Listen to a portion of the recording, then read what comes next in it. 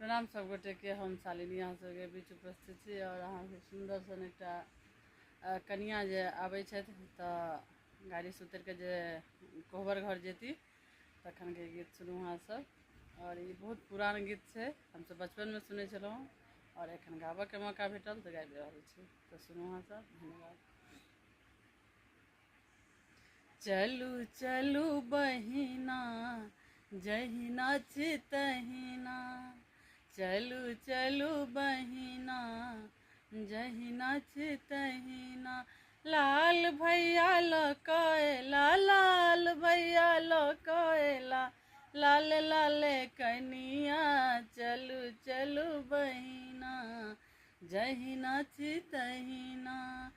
से कनिया महफा में बसली घोघ तान लाजे कठुआली, से कनिया महफा में बसली घोघ तान लाजे कठुआली, सोच रहल जे बाज उठे नहीं, सोच रहल जे बाज उठे नहीं, रोनो जोनो गहना, चलू चलू चलू चलू बहिना जहिना छी तहिना, लाल भैया लकैता लाल भैया लकैला, लाल लाल कनिया चलू चलू बहिना।